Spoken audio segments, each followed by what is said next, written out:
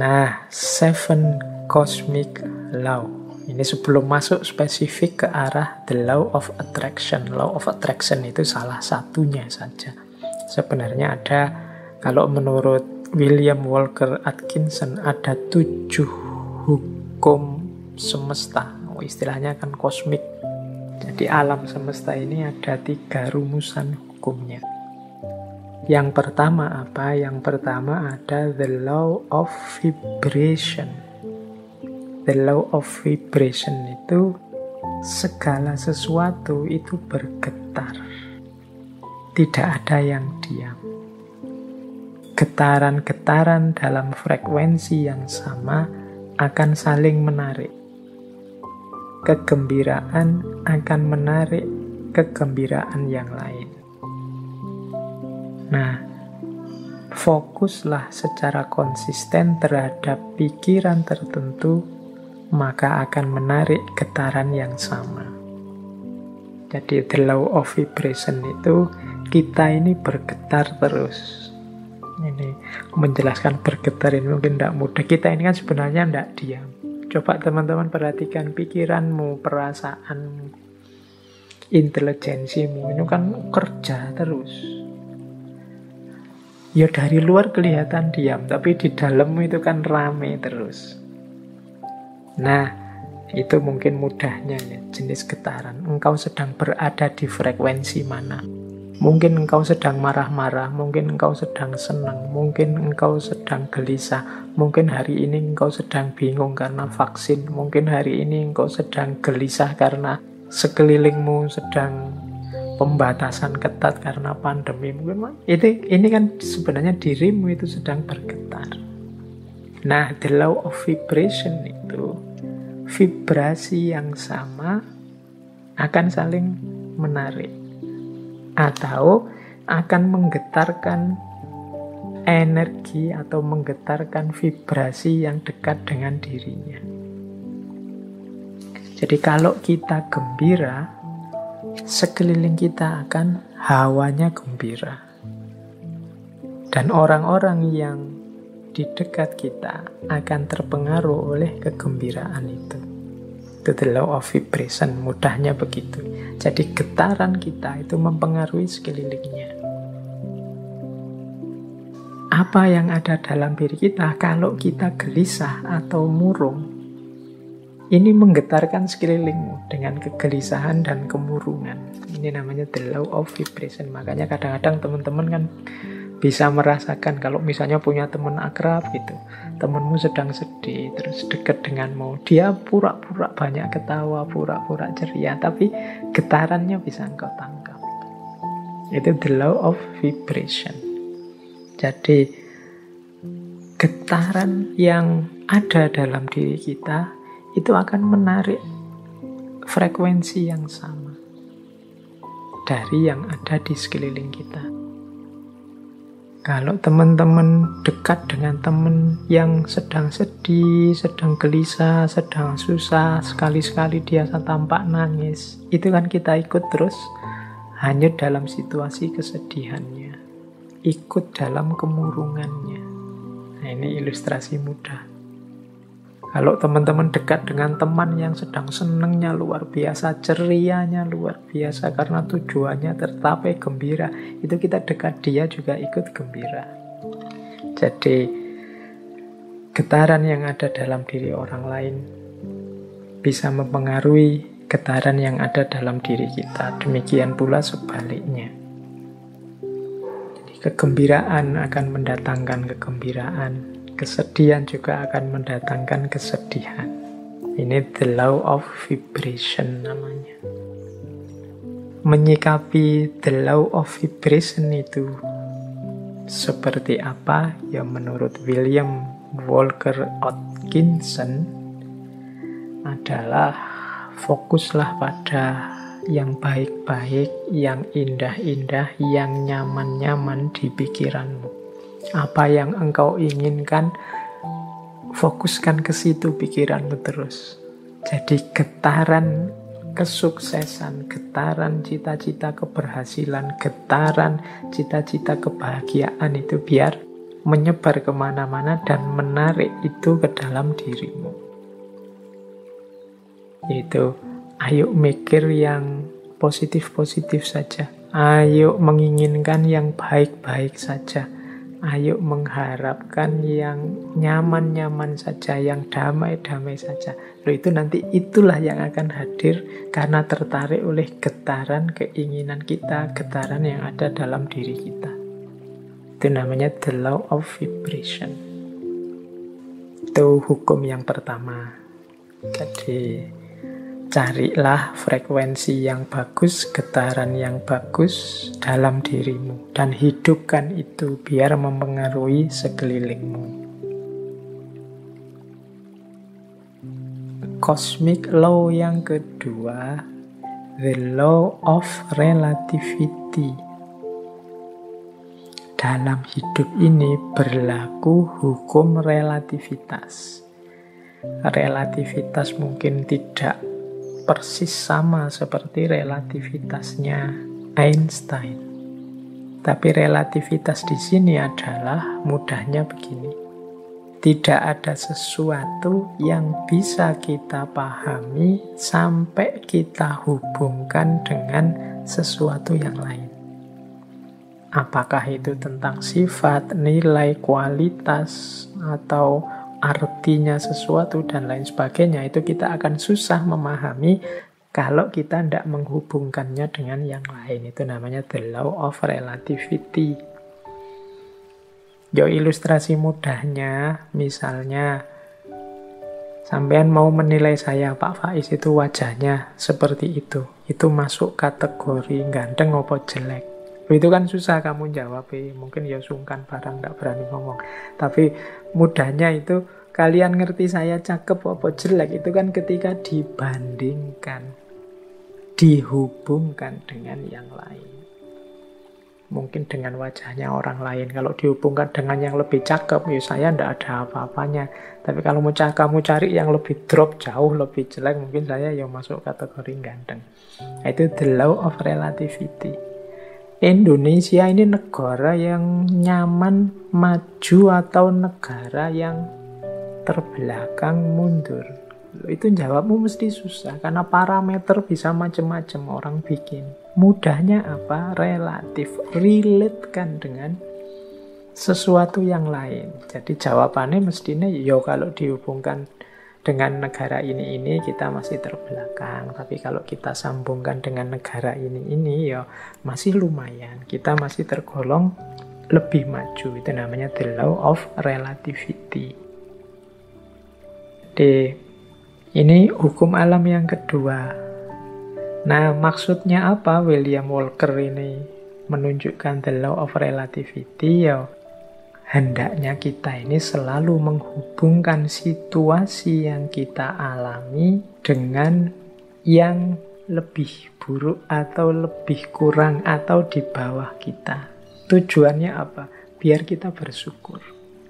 Semua kegelisahan, mungkin tidak 100% lah, sebut saja 90% kegelisahan kita hari ini, itu muncul karena kita merelasikan diri dengan sesuatu yang lain, yang lebih tinggi, lebih bagus, lebih sukses, pokoknya lebih segalanya dari kita. Akhirnya kita tidak mampu untuk bersyukur. Mau bersyukur itu lebih berat karena kita melihat hidup kita ini serba kurang.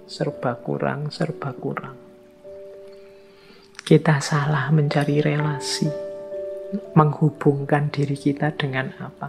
Karena tiap hari mungkin engkau melihatnya artis siapa, atau melihatnya tokoh siapa, atau kiblatmu orang besar siapa, itu terus orang kaya siapa, itu terus orang sukses siapa, itu terus, sehingga ketika menengok dirimu yang lahir hanya pesimisme, underestimate, merasa betapa tidak berharganya dirimu dan lain sebagainya, akhirnya tidak bisa bersyukur. Nah, untuk bisa bersyukur, ingatlah the law of relativity tadi. Kalau engkau mau melihat yang lebih bawah darimu, masih banyak.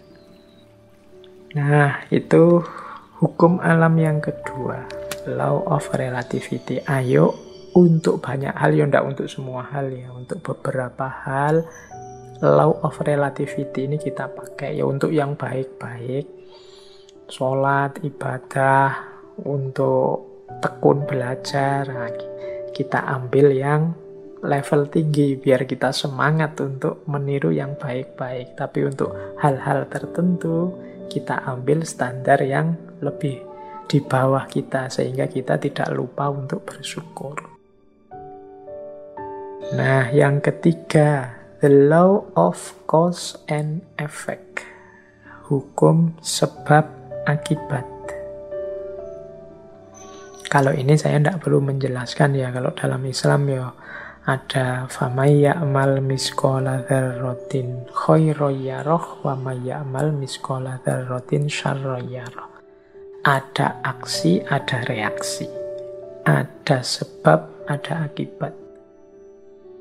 Maka menghadapi hukum yang semacam ini, marilah kita ciptakan dalam hidup ini sebab yang baik-baik saja. Sebab-sebab yang produktif, yang sukses, yang unggulan, sehingga kita mendapatkan akibat juga yang sukses, yang unggulan. Jadi karena ada sebab, ada akibat. Kalau ingin akibat yang bagus, ya ciptakanlah sebab yang bagus. Ini hukum alam juga. Tidak mungkin dari kemalasan lahir keberhasilan misalnya, makanya jangan malas. Tidak mungkin dari kejahatan, keburukan lahir kebaikan. Tidak mungkin dari proses yang merusak lahir perbaikan. Nah, ini cause and effect. Ini hukum alam yang ketiga. Ada sebab, ada akibat. Apapun yang kita panen hari ini, itu adalah benih yang kita tanam sebelumnya. Yang keempat, the law of polarity. Law of polarity ini, segala sesuatu dalam hidup ini ada pasangannya. Ada panas, ada dingin, ada terang, ada gelap, ada atas bawah, ada baik buruk, ini pasangan. Pasangan ini sifatnya saling mengadakan. Saling mengadakan, ya kalau tidak ada buruk, yang baik juga tidak akan ada. Adanya yang baik karena ada yang buruk, ini namanya saling mengadakan. Kalau semua orang sama, semua baik, semua, ya dia tidak disebut baik, ya standar saja.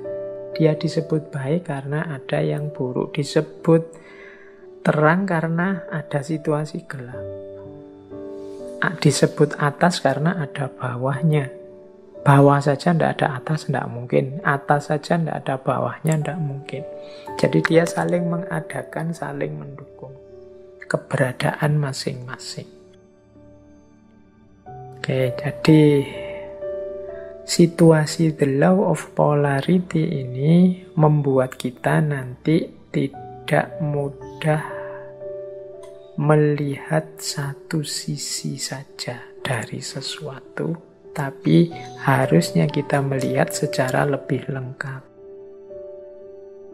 Jadi ada orang baik loh, terus kita puji, kita senangi total 100%.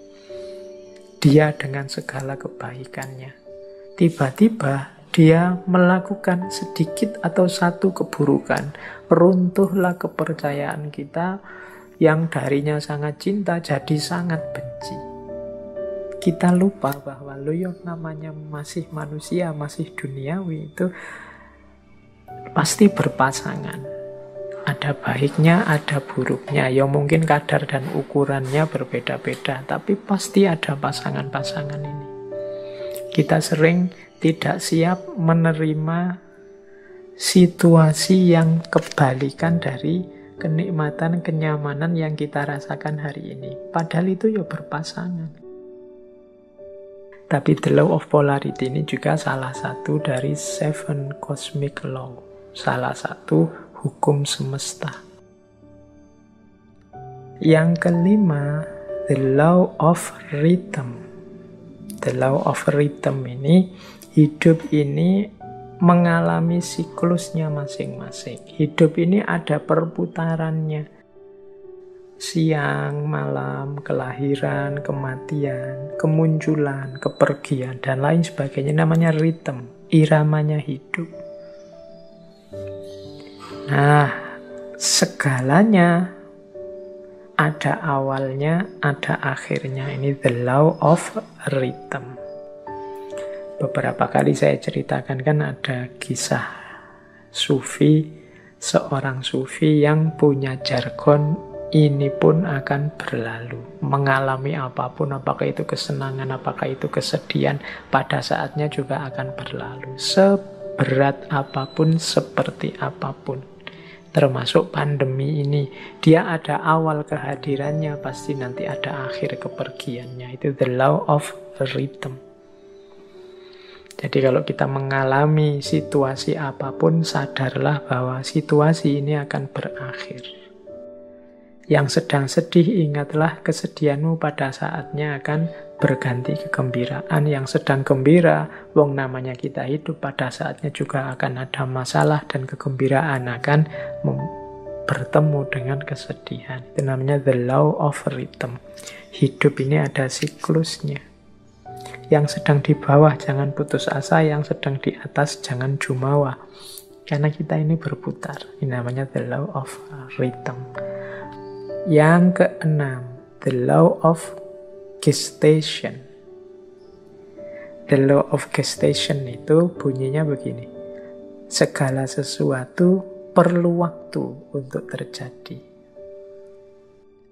Tidak ada yang ujuk-ujuk sempurna. Tidak ada yang ujuk-ujuk utuh. Segala sesuatu dalam hidup ini butuh proses. Perlu waktu. Jadi makanya kita kalau ingin sukses juga perlu kesabaran, menunggu momen, menunggu waktunya. Karena segala sesuatu ada waktunya.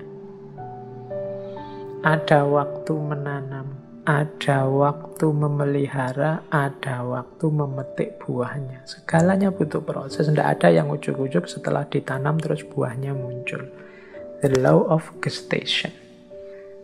Dan yang ketujuh, yang terakhir dari 7 cosmic law adalah the law of transmutation.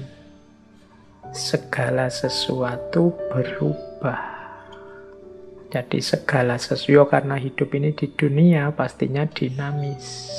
Segalanya berubah. Ini banyak kalau kita belajar filsafatnya dulu, filsafat Yunani yang terkenal Heraklitus itu ya segalanya berubah kecuali perubahan itu sendiri. Yang tidak berubah hanya perubahan.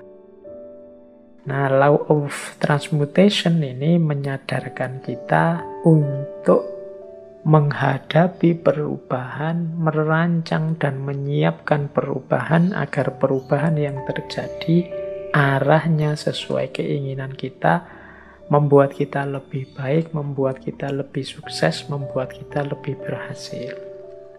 Jangan biarkan perubahan liar tidak terkontrol. Baik, ini 7 cosmic laws. Ini alam semesta. Di level batinnya itu ada 7 mekanisme ini. Ini kalau menurut teorinya Walker Atkinson.